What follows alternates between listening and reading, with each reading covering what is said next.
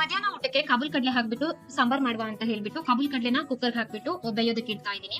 ಹಾಗೆ ಪಕ್ಕದಲ್ಲಿ ಒಂದು ಬಾಂಡ್ಲೆಗೆ ಎಣ್ಣೆ ಹಾಕಿದೀನಿ. ಎಣ್ಣೆ ಕಾಯ್ತಾ ಇದ್ದಾಗಲೇ ಸ್ವಲ್ಪ ಗರಂ ಮಸಾಲ ಹಾಕ್ತಾ ಇದೀನಿ. ಒಂದು ಸಣ್ಣ ಪೀಸ್ ನಷ್ಟು ಚಕ್ಕೆ, ಹಾಗೇನೆ ಒಂದೆಸ್ಲಷ್ಟು ಚಕ್ರ ಮೊಗ್ಗು, ಇನ್ನ ಕಲ್ ಹೂವ ಅದಷ್ಟನ್ನ ಹಾಕಿದೀನಿ. ಹಾಗೆ ಇದ್ರ ಜೊತೆನಲ್ಲಿ ನಾನು ಈರುಳ್ಳಿ ಮತ್ತೆ ಬೆಳ್ಳುಳ್ಳಿ ಹಾಕಿದೀನಿ. ಬೆಳ್ಳುಳ್ಳಿ ಒಂದು 5 ರಿಂದ 6 ಎಸ್ಲಷ್ಟು ಸ್ವಲ್ಪ ಕ್ವಾಂಟಿಟಿನಲ್ಲಿ ಮಾಡ್ತಾ ಇರೋದ್ರಿಂದ ಒಂದ್ ಸಣ್ಣ ಈರುಳ್ಳಿ, ಹಾಗೇನೆ ಶುಂಠಿ ಕೂಡ ಹಾಕಿದೀನಿ. ಒಂದು 4 ಬ್ಯಾಡಗೆ ಮೆಣಸಿನಕಾಯಿ ಹಾಕಿದೀನಿ. ಹಾಗೇನೆ ಧನಿಯಾ ಬೀಜ, ಜೀರಿಗೆ, ಸೋಂಪು ಕಾಳು ಬೇಕಂತಂದ್ರೆ ಸೇರಿಸ್ಕೊಳ್ಬಹುದು. ನಾನಿಲ್ಲಿ ಸೋಂಪು ಕಾಳನ್ನು ಕೂಡ ಸೇರಿಸಿದೀನಿ. ಎಲ್ಲ ಚೆನ್ನಾಗಿ ಫ್ರೈ ಆಗ್ತಾ ಇದ್ದ ಹಾಗೆ ನಾನು ತೆಂಗಿನಕಾಯಿ ತುರಿ ಕೂಡ ಹಾಕಿದೀನಿ. ಹಾಗೇನೆ ಅರಿಶಿನ ಪೌಡರ್ ಕೂಡ ಹಾಕಿದೀನಿ. ಕೊತ್ತಂಬರಿ ಸೊಪ್ಪು ಇದ್ರೆ ಅದನ್ನು ಕೂಡ ಸೇರಿಸ್ಕೊಳ್ಬಹುದು ರುಬ್ಬೋದಕ್ಕೆ ಫ್ರೈ ಮಾಡ್ಬಿಟ್ಟು. ಇವಾಗ ನಾನು ರುಬ್ಬೋದಕ್ಕೆ ಗ್ರೈಂಡರ್ ಹಾಕ್ತೀನಿ.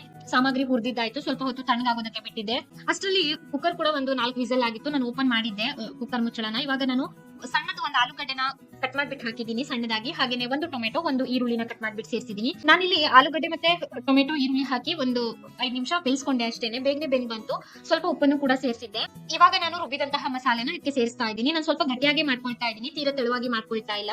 ಇವಾಗ ನಾನು ರುಚಿಗೆ ತಕ್ಕಷ್ಟು ಉಪ್ಪನ್ನ ಹಾಕ್ಬಿಟ್ಟು ಇದನ್ನ ಕುದಿಯೋದಕ್ಕೆ ಬಿಡ್ತೀನಿ. ಈ ಕಾಬೂಲ್ ಕಡ್ಲೆ ಸಾಂಬಾರ್ ಕೂಡ ರೆಡಿ ಆಗ್ತಾ ಇತ್ತು. ಹಾಗೆ ನಾನು ಪಕ್ಕದಲ್ಲಿ ಒಂದು ಒಗ್ಗರಣೆ ಮಾಡ್ಕೊಳ್ಳೋಣ ಅಂತ ಒಗ್ಗರಣೆಗೆ ರೆಡಿ ಮಾಡ್ತಾ ಇದ್ದೆ. ಒಗ್ಗರಣೆಗೆ ಏನಿಲ್ಲ, ಎಣ್ಣೆ, ಸಾಸಿವೆ, ಹಾಗೇನೆ ಬ್ಯಾಡಗೆ ಮೆಣಸು, ಇನ್ನ ಕರಿಬೇವು, ಇಷ್ಟೇನೆ, ಮತ್ತೇನು ಕೂಡ ಹಾಕಿಲ್ಲ ನಾನು ಒಗ್ಗರಣೆಗೆ. ರೆಡಿ ಆದಂತಹ ಒಗ್ಗರಣೆ ಕೂಡ ಈ ಕಾಬೂಲ್ ಕಡ್ಲೆ ಸಾರಿ ಸೇರಿಸಿದೀನಿ.